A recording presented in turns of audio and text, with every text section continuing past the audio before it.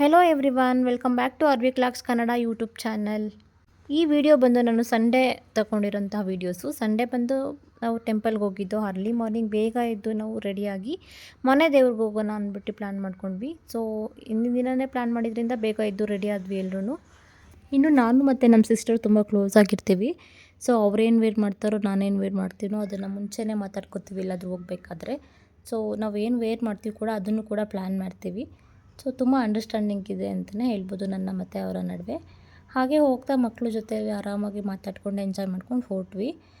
So ಇನ್ನು traditional dress ಆಗಿರೋದ್ರಿಂದ ನಮಗೆ ಹೂವು ಬೇಕಿತ್ತು. ನಾವು ಕೇಳೋಕ್ಕಿಂತ ಮುಂಚೆನೇ ನಮ್ಮ ಹಸ್ಬೆಂಡ್ ಹೋಗಿ ಹೂವು ತೊಗೊಬಂದರು. ಇನ್ನು ನಾವು ದೇವಸ್ಥಾನ ರೀಚ್ ಆಗೋ ಅಷ್ಟರಲ್ಲಿ 9 ಆಯಿತು. ಸೊ ಅಲ್ಲಿ ಹೂವು ಪೂಜೆ ಸಾಮಾನೆಲ್ಲ ತೊಗೊಂಡು ಒಳಗೆ ಹೋಗೋ ಅಷ್ಟರಲ್ಲಿ 10 ಅಂತಲೇ ಅಂದ್ಕೊಳ್ಳಿ. ಸೊ ಪೂಜೆ ಎಲ್ಲ ಮುಗಿಸಿ 10:30 ಅಷ್ಟೆಲ್ಲ ಆಚೆ ಬಂದ್ವಿ. ಇನ್ನು ನೆಮ್ಮದಿಯಾಗಿ ಪೂಜೆ ಎಲ್ಲ ಮುಗಿಸ್ಕೊಂಡು ದರ್ಶನ ಮುಗಿಸ್ಕೊಂಡು ಸೊ ಆಚೆ ಬಂದು ಮಕ್ಕಳು ಹೊಟ್ಟೆ ಶೂ ಅಂತ ಇದ್ದು, ಸರಿ ಹೋಗ್ತಾ ಹಾಗೆ ಊಟ ಮಾಡ್ಕೊಂಡು ಹೋಗೋಣ, ಬೆಂಗಳೂರು ಕಡೆ ಹೋಗೋಣ ಅಂತ ಹೊರಟ್ವಿ. ಇನ್ನು ನಾವು ಯಾವಾಗಲೇ ದೇವಸ್ಥಾನಕ್ಕೆ ಹೋದರೆ ಇದು ಎಲ್ರಿಗೂ ಅನುಭವ ಆಗಿರುತ್ತೆ ಅಂತ ಅನಿಸುತ್ತೆ. ಒಂದು ನೆಮ್ಮದಿ ಅಂತ ಆಚೆ ಬಂದು ದೇವ್ರದ್ದು ದರ್ಶನ ಮುಗಿಸ್ಕೊಂಡು ಆಚೆ ಬಂದ ತಕ್ಷಣ ಒಂದು ನೆಮ್ಮದಿ ಫೀಲ್ ಆಗುತ್ತೆ. ಅದು ನಿಜವಾಗ್ಲೂ ಸೂಪರು, ನೆಕ್ಸ್ಟ್ ಲೆವೆಲ್ ಅಂತಲೇ ಹೇಳ್ತೀನಿ. ನಾನು ಹೋದಾಗಲೂ ಅಷ್ಟೇ ನನಗೂ ಅದೇ ಥರ ಫೀಲ್ ಆಗುತ್ತೆ. ಸೊ ಟೆಂಪಲ್ಗೆ ಹೋದಾಗ ಈಗ ಮನಸ್ಸಲ್ಲಿರುವಂಥ ಕಿರಿಕಿರಿ ಮತ್ತು ಏನೇ ಇರಲಿ, ಮನಸ್ಸಲ್ಲಿ ಎಷ್ಟೇ ನೋವಿರಲಿ, ಅಲ್ಲಿ ಹೋದ ತಕ್ಷಣ ನಮ್ಗೆ ಅದೆಲ್ಲ ಮರೆತೇ ಆರಾಮಾಗಿ ದರ್ಶನ ಮಾಡಿದ ತಕ್ಷಣ ಸೊ ಏನೋ ಒಂದು ರೀಸ್ಟಾರ್ಟ್ಗೆ ಹೆಲ್ಪ್ ಆಗುತ್ತೆ ಅಂತಲೇ ಹೇಳ್ಬೋದು. ಒಂಥರ ರೀಫ್ರೆಶ್ ಆಗುತ್ತೆ ಅಂತ ಹೇಳಿದ್ರೆ ಏನು ತಪ್ಪಾಗಲ್ಲ. ಅವಾಗವಾಗ ಟೆಂಪಲ್ಲು ಮತ್ತು ಒಳ್ಳೆ ನೇಚರ್ ಕಡೆ ಹೋದರೆ ಬೆಟರ್ ಅಂತ ಅನಿಸುತ್ತೆ. ಯಾವಾಗಲೂ ಒಂದೇ ವಾತಾವರಣದಲ್ಲಿದ್ದಾಗ ಬೋರ್ ಅನಿಸುತ್ತೆ. ಸೊ ಹಳ್ಳಿ ಕಡೆನೋ ಏನು ತುಂಬ ದೂರ ದುಡ್ಡು ಖರ್ಚು ಮಾಡ್ಕೊಂಡು ಹೋಗಲೇಬೇಕು ಅಂತ ಏನಿಲ್ಲ. ಒಂದು ಗ್ರೀನ್ ಇರೋ ಕಡೆ ಅಂದರೆ ಹಳ್ಳಿ ಕಡೆ ಆರಾಮಾಗಿ ಇಲ್ಲಾಂದರೆ ಟೆಂಪಲ್ಲು ಈ ಥರ ವಿಸಿಟ್ ಮಾಡಿದಾಗ ಒಂದು ವೀಕ್ಲಿ 1 ಟೈಮು ಇಲ್ಲ 15 ಡೇಸ್ ಒನ್ಸೋ ಈ ಥರ ಹೋದಾಗ ನಮಗೆ ನಿಜವಾಗ್ಲೂ ಮನಸ್ಸಿಗೇನೋ ಒಂದು ಆನಂದ ಅನಿಸುತ್ತೆ. ಅದನ್ನು ನಾನು ಎಂಜಾಯ್ ಮಾಡ್ತೀನಿ. ಇನ್ನೊಂದು ನಾನು ಎಲ್ಲೇ ಹೋದ್ರೂ ಆ ಫುಡ್ ತಿಂದು ಎಂಜಾಯ್ ಮಾಡೋಕ್ಕೆ ಟ್ರೈ ಮಾಡ್ತೀನಿ. ಮತ್ತು ಅಲ್ಲಿನ ನೇಚರ್ಗೆ ನಾನು ಹೊಂದ್ಕೊಳ್ಳೋಕ್ಕೆ ಇಷ್ಟಪಡ್ತೀನಿ. ಸೊ ಹಳ್ಳಿಗೆ ಹೋದರೂ ಆರಾಮಾಗಿ ಹೊಂದ್ಕೋತೀನಿ ಮತ್ತು ಸಿಟಿನಲ್ಲಿದ್ರೂ ಹೊಂದ್ಕೋತೀನಿ. ಬೇಸಿಕಲಿ ನಾನು ವಿಲೇಜ್ ಗರ್ಲೇನೆ, ಆದ್ದರಿಂದ ನನಗೇನು ಪ್ರಾಬ್ಲಮ್ ಆಗೋಲ್ಲ ವಿಲೇಜ್ ಕಡೆ ಹೋದ್ರೂ. ನನಗೆ ಬೆಂಗಳೂರಿಗಿಂತ ಹಳ್ಳಿನೇ ತುಂಬ ಇಷ್ಟ ಆಗುತ್ತೆ. ಬಟ್ ವಿಧಿ ಇಲ್ಲ, ನಾನು ಬೆಂಗಳೂರಲ್ಲೇ ಇರಬೇಕು. ಕೆಲವ್ರಿಗೆ ಅನಿಸ್ಬೋದು ಇದು ಸುಳ್ಳು ಹಾಗೆ ಹೀಗೆ ಅಂತ, ಏನಿಲ್ಲ, ನನಗೆ ತುಂಬ ಇಷ್ಟ ಆಗುತ್ತೆ ಹಳ್ಳಿಲಿರೋಕ್ಕೆ. ಇನ್ನು ಎಲ್ಲರೂ ಮನೇಲೂ ಮನೆ ದೇವಸ್ಥಾನಕ್ಕೆ ಹೋಗ್ದಲೇ ಎಲ್ಲೂ ಬೇರೆ ದೇವಸ್ಥಾನಕ್ಕೆ ಹೋಗಲ್ಲ. ಆಲ್ಮೋಸ್ಟು ಅವ್ರು ವಿಸಿಟ್ ಮಾಡೋ ವರ್ಷಕ್ಕೆ ಒಂದು 10 ಸಲನಾದರೂ ವಿಸಿಟ್ ಮಾಡ್ತಾರೆ ಅಂತ ನನ್ನ ಒಪಿನಿಯನ್ನು. ಬಟ್ ನಮಗೆ ದೂರ ಇರೋದ್ರಿಂದ ಅಷ್ಟು ಟೈಮೆಲ್ಲ ವಿಸಿಟ್ ಮಾಡೋಕ್ಕಾಗಲ್ಲ. ಒಂದು ವರ್ಷಕ್ಕೆ 2-3 ಸಲ ಹೋಗ್ತೀವಿ, ಅದೇ ಹೆಚ್ಚು. ತುಂಬ ಲಾಂಗ್ ಡಿಸ್ಟೆನ್ಸ್ ಇರೋದ್ರಿಂದ ಬೆಂಗಳೂರು ಟು ಕನಕಪುರ ರೋಡ್ ಅಲ್ವಾ, ಅಂದರೆ ತುಂಬ ದೂರ ಆಗುತ್ತೆ. ಸೊ ಅದರಿಂದ ನಾವು ಅಷ್ಟೊಂದು ಟೈಮ್ ವಿಸಿಟ್ ಮಾಡೋಕ್ಕೋಗಲ್ಲ.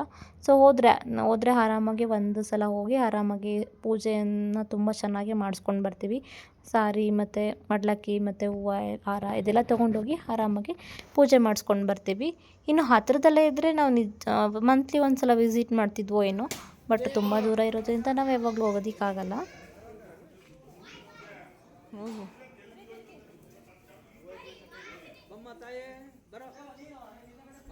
ಕರೀತಾರ ನೋಡು.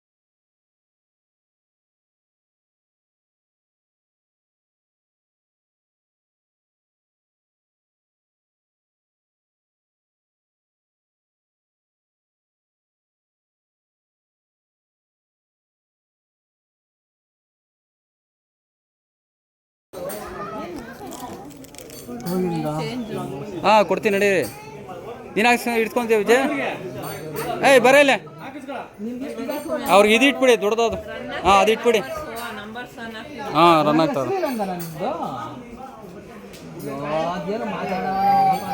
ಯಾವನಮ್ಮ okay okay I beat wait ಮಾ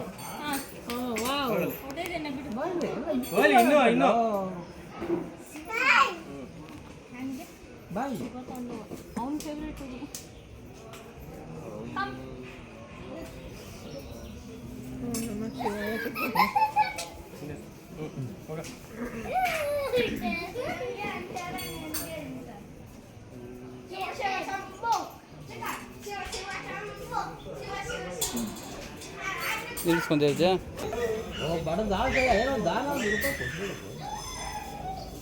ಬನ್ನಿ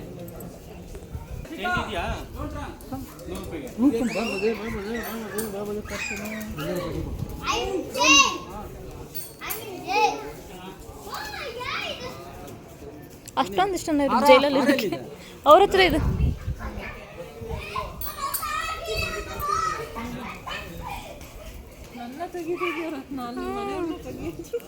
ಹೋಗು ಏ ಹೂವು ಏನು ಸೈಡ್ಗೆ ಹೋಗ್ಬಿಟ್ಟೈತೆ ಹಾಂ ಸರಿ ಆಯ್ತು ಹೋಗು ನೀನು ಇಟ್ಕೊಂಡಿರೋದು ಏನು ಕಾಣ್ತಾ ಇಲ್ಲ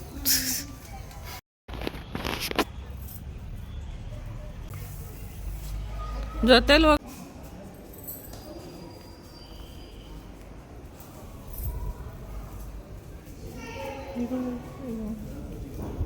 ಏನು ತೆಗಿತಾ ಇಲ್ಲ ಹಾಂ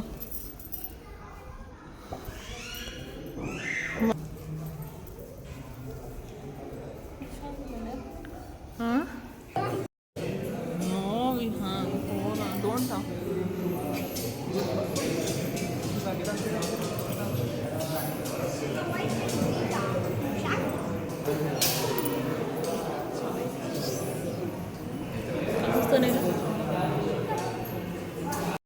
flash light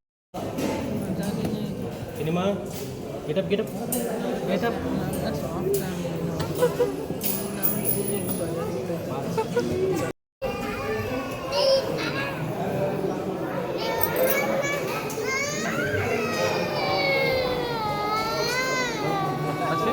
Ashvika, come here, ma. Come.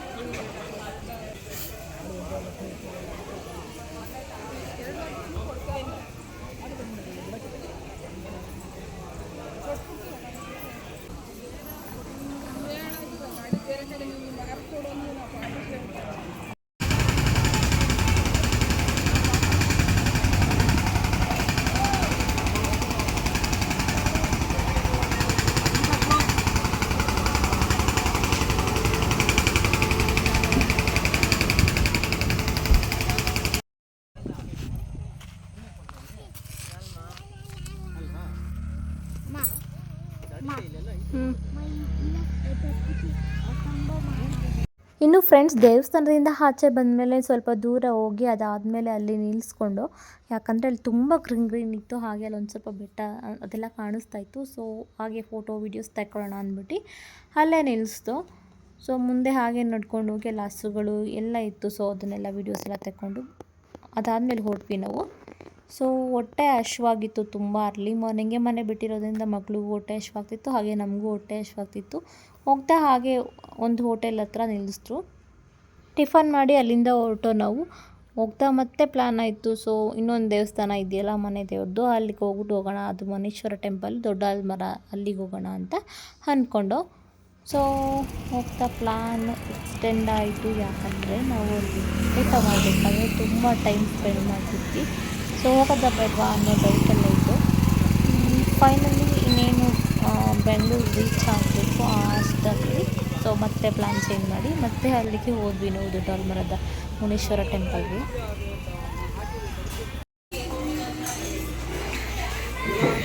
ಬಾಬಾ ಅಲ್ವಾ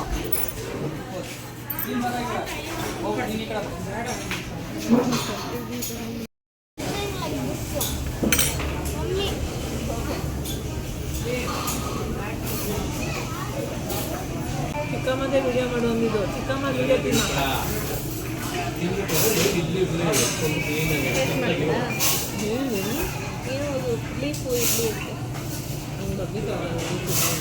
ಅವರೇ ಇಲ್ಲಿ ಬರೋದಿಲ್ಲ, ನಂದೇನು ಚೆಕ್ ಮಾಡಿಲ್ಲ. ಅವ್ರನ್ನ ಕೇಳಿದಾಗ ಚಿಕ್ಕಮ್ಮ ಹೆಡ್ಡಂತ ಕಚ್ಚೆ ಇದು. ಗೊತ್ತಾ ಹಂಗೆ ಮಾಡ್ತಾರೆ ಅದಕ್ಕೆ ಟೇಸ್ಟ್ ಇರುತ್ತೆ. ಏನು ಪಟ್ಟಿ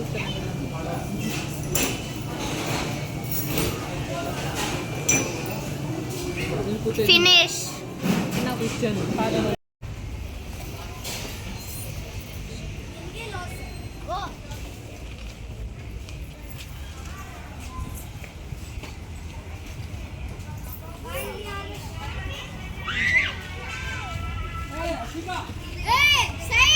ಪ್ರಶಾಂಕ್ ಬಟ್ಟೆ ಗಲೀಜಾಗಲ್ವ?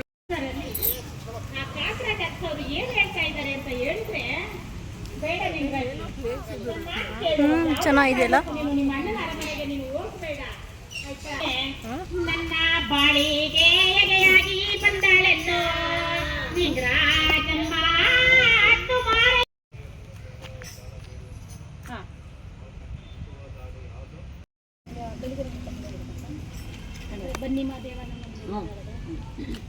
ಬನ್ನಿ ಮಾದೇವ ನಮ್ಮ ಮನೆಗೆ ಅದನ್ನ ಆಡ್ತೀನಿ. ಬೆಳಿಗ್ಗೆ ರಂಗಪ್ಪಂದು ಆಡ್ತೀನಿ, ಕಾಲಭೈರವಂದು ಆಡ್ತೇನೆ. ನಿಂದ ನೇರಿಯ ಮ್ಯಾಲೆ ಅವನ ಗಂಡಲೇ ವಲ್ಲ ಪೊಡಗೊಲ್ಲ ಪೊಡಗೊಲ್ಲ ಅವನ ಗಂಡಲೇ ವಲ್ಲ ಪೊಡಗೊಲ್ಲ ಪೊಡಗೊಲ್ಲ. ಇನ್ನು ನಾವು ಹೋಗಿದ್ದು ಹೋಟೆಲ್ ನೇಮ್ ಬಂದು ಕಾಮತ್ ಅಂತ. ಅಲ್ಲಿ ಫ್ರಂಟಲ್ಲಿ ಬಿಸಿ ಬಿಸಿ ಹೋಳಿಗೆ ಮಾಡ್ತಾಯಿದ್ರು. ಅದನ್ನು ನಾವು ಅಬ್ಸರ್ವ್ ಮಾಡಿರಲಿಲ್ಲ. ಬ್ರೇಕ್ಫಾಸ್ಟನ್ನು ಮುಗಿಸ್ಕೊಂಡು ಆಚೆ ಬಂದಮೇಲೆ ಗೊತ್ತಾಯಿತು ಇಲ್ಲಿ ಬಿಸಿ ಬಿಸಿ ಹೋಳಿಗೆ ಮತ್ತು ಜಿಲೇಬಿನ ಅಲ್ಲೇ ಆನ್ ಸ್ಪಾಟ್ ಮಾಡಿಕೊಡ್ತಾರೆ ಅಂತ. ಸೊ ಇರಲಿ ಅಂತ ಒಂದು 5 ಒಬ್ಬಟ್ಟು ತೊಗೊಂಡು ಟೇಸ್ಟ್ ಮಾಡಿದ್ವಿ. ಇನ್ನು ಆ ಹೋಟೆಲ್ ಪಕ್ಕದಲ್ಲಿ ಒಂದು ಅಸೆಟ್ ಇತ್ತು, ಅಲ್ಲಿ ಭಜನೆ ಮಾಡ್ತಾಯಿದ್ರು. ಸೊ ಅಲ್ಲಿ ಹೋಗಿ ಸ್ವಲ್ಪ ಟೈಮ್ ಸ್ಪೆಂಡ್ ಬೆಂಗಳೂರು ಕಡೆ ಹೊರಟು ನಾವು ಅಲ್ಲೇ ತುಂಬ ಟೈಮ್ ಸ್ಪೆಂಡ್ ಮಾಡಿದ್ರಿಂದ ಹಸ್ಬೆಂಡ್ ಮೈಂಡಲ್ಲಿ ಹೋಗೋದಾ ಬೇಡವಾ ನಮ್ಮ ಮುನೇಶ್ವರ ಟೆಂಪಲ್ಗೆ ಅಂತ ಯೋಚನೆ ಮಾಡ್ತಾಯಿದ್ರು. ಸೊ ಮತ್ತೆ ಪ್ಲ್ಯಾನ್ ಚೇಂಜ್ ಮಾಡಿ ಹೋಗಿ ಬಿಡೋಣ, ಒಂದೇ ಸಲ ಮುಗಿಸ್ಕೊಂಡ್ರೆ ಚೆನ್ನಾಗಿರುತ್ತಲ್ವ ಅಂದ್ಬಿಟ್ಟು ಹೋದ್ವಿ. ಇಲ್ಲೂ ಕೂಡ ದರ್ಶನ ಎಲ್ಲ ಮುಗಿಸ್ಕೊಂಡು ಆರಾಮಾಗಿ ಮನೆ ಕಡೆ ಹೊರಟು.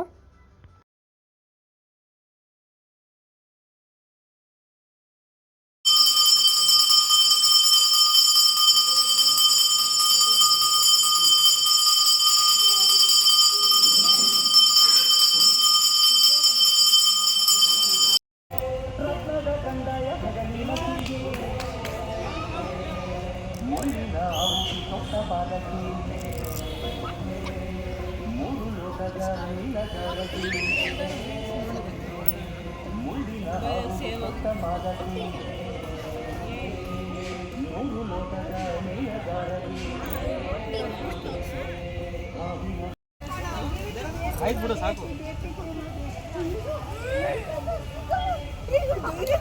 ಅವಳಿಗೆ ಗೊತ್ತಿಲ್ಲ ಅನಿಮಲ್ ಬಗ್ಗೆ, ಅದಕ್ಕೆ ಪಾಪ ಹೊಡೆದ್ರು ಸುಮ್ಮನೆ ಕೊಡ್ತಾರೆ ಅವಳೆ.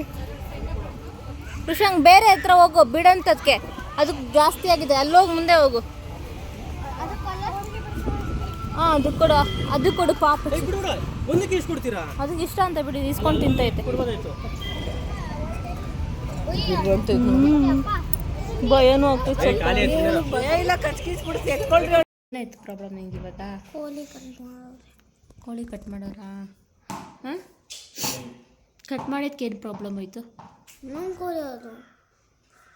ಅದಕ್ಕೆ ವಯಸ್ಸಾಗ್ತಿದೆ ಅಲ್ವಾ? ತಿನ್ಬೋದಲ್ಲ. ಸತ್ತೋದ್ಮೇಲೆ ಹೆಂಗೆ ತಿನ್ನೋತಿ? ಇವಾಗ ಯಾಕೆ ತಿನ್ನೋದು? ಸತ್ತೋದ್ಮೇಲೆ ತಿನ್ಬೋದಿತ್ತಾ? ಇವಾಗ ಯಾಕೆ ತಿನ್ನೋದು? ಬೇಜಾರಾಯ್ತಾ ನಿಂಗೆ? ಗೊತ್ತಾ ನಿಂಗೆ? ಮುಂಜಾನೆ ಮಾಡೋ ಅಂತ ಕಟ್ ಮಾಡಿದ್ದು. ಹೋಗಿ ಏನು ಕಟ್ ಮಾಡೋದು?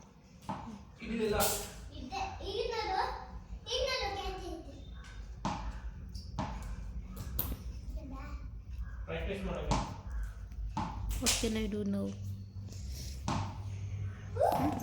ಏನು ಮನೆ ಬಿಟ್ಟು ಹೋಗೋಣ. ಕೋಳಿಗೋಸ್ಕರ ಮನೆ ಬಿಟ್ಟು ಹೋಗ್ತೀಯಾ? ಹಾಂ, ಯಾವುದೋ ಕಟ್ ಮಾಡಿಸಲ್ಲ ಬ್ರೋ. ಓಕೆನಾ? ಅಟ್ಯಾಚ್ಮೆಂಟ್ ಇಟ್ಕೊಬಾರ್ದು ಮಗನೇ. ಓಕೆನಾ? ಓಕೆ, ಅದೆಲ್ಲ ಬೇಗ ಸುತ್ತೋಗ್ತಾವಲ್ಲ. ಓಕೆ, ಏಜ್ ಕಡಿಮೆ, ಲಿಮಿಟು. ಬೇಗ ಸುತ್ತೋಗ್ತವೆ. ಅದಕ್ಕೆ ಬಗ್ಗೆ ಜಾಸ್ತಿ ಅಟ್ಯಾಚ್ಮೆಂಟ್ ಇಟ್ಕೊಬಾರ್ದು. ತೆಗೀದು ಬಿಡು. ಓಕೆನಾ? ನಿನಗೆ ಗೊತ್ತಿರಲಿಲ್ವಾ ಕಟ್ ಮಾಡೋಕ್ಕೆ ತೊಗೊಂಡು ಹೋಗ್ತಿರೋದು ಅಂತ? ಏನಕ್ಕೆ ಅಂತ ಅಂದ್ಕೊಂಡಿದ್ದೆ? ಮತ್ತೆ ಮರಿ ಮಾಡ್ಸೋಕ್ಕೆ ಅಂದ್ಕೊಂಡಿದ್ದ. ಸೊ ಹೋಗ್ಬೇಕಾದ್ರೆ ಹೇಳ್ತಾ ಇದ್ದ ಇಲ್ಲಿ ಮರಿ ಮಾಡ್ಸೋಣ ಅಂತ, ಅದಕ್ಕೆ ಇಟ್ಕೊಟ್ಟ. ಬಿಡು, ಅಷ್ಟೊಂದೆಲ್ಲ ಜಾಸ್ತಿ ಇಷ್ಟಪಡಬಾರ್ದು. ಓಕೆ, ಇಷ್ಟಪಡಬೇಕು, ಬಟ್ ಅಟ್ಯಾಚ್ಮೆಂಟ್ ಇಟ್ಕೊಬಾರ್ದು. ನೋಡಿ, ಅದಕ್ಕೆ ಎಂಜಾಯ್ ಮಾಡ್ತಾನೆ ಫುಲ್ಲು. ಸ್ಟ್ರಾಂಗ್ ಆಗಿರ್ಬೇಕು. ನನಗೂ ತುಂಬ ಅಳು ಬಂತು, ಅವಾಗಿಂದ ಅಳ್ಕೊಂಡು ಮಲ್ಕೊಂಡಿದ್ದೆ ಗೊತ್ತಾ. ಬಿಡು, ಹೋಗಿ, ಏನು ಮಾಡೋಕ್ಕಾಗಲ್ಲ ಅಲ್ವಾ. ಬೇಡ. ಓಕೆ, ಏನೋ ಬೇಜಾರು ನಿಂಗೆ? ಏನಾಯ್ತು? ಹಾಂ, ಏನಾಯ್ತು? ಕೋಳಿ ತಿನ್ನಲ್ವ ಹಂಗಾರೆ ನೀನೀಗ? ಹಾಂ, ಪಕ್ಕನಾ? ಕೋಳಿ ತಿನ್ನಲ್ವಾ? ಹಾಂ, ಹೇಳ್ತಾನೆ.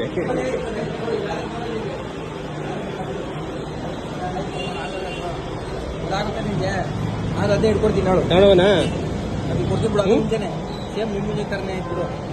ಅದು ವಯಸ್ಸಾಗೋದಿತ್ತು ಬಿಡು. ಅದು ಇರ್ತಿರ್ಲಿಲ್ಲ. ಅದು ಬೇಡ, ಚೆನ್ನಾಗಿರೋ ತಿನ್ಕೊಡ್ತೀನಿ ಬಿಡು. 4 kg ಆಗತ್ತೆ ತಿನ್ಕೊಡ್ತೀನಿ. ಏನಾಯ್ತು?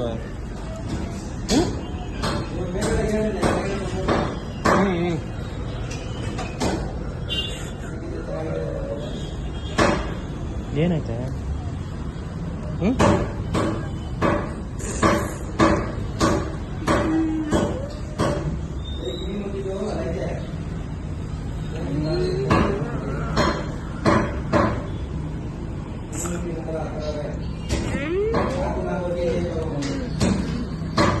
ಅದು ಫಾರಮ್ ಫುಲ್ ನಾಟಿಲ್ಲ?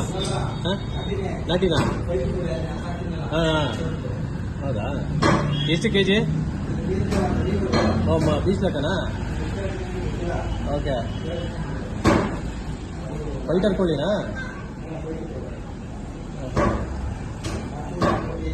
ಹಾಂ, ಗಿಣಿ ಮೂತಿ.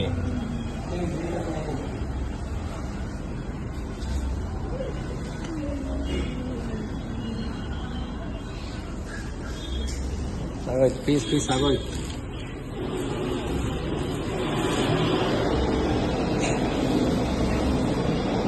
ಎತ್ಕೋ, ಹೇಳ ಯಾಕೆ ತಗೋ ಬೇಗ. ಅಲ್ಲಿಂದ ಬಂದು ಅಡುಗೆ ಶುರು ಹಚ್ಕೊಂಡ್ರು ನಮ್ಮ ಭಾವ.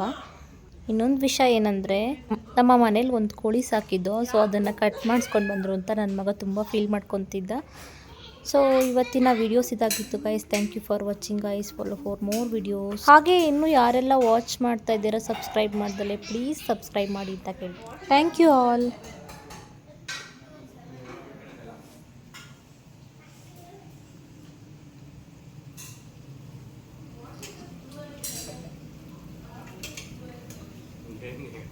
ಬಾರಿಸಿ ಗ್ಲಾಸು ಸೂಪ್ಗಾ?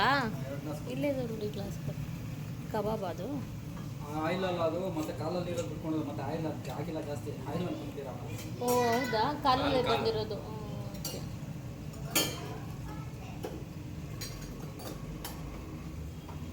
ನಾಟಿ ಕೋಳಿ ಫೀಲ್ ಬರ್ತಾಯ್ತಾ?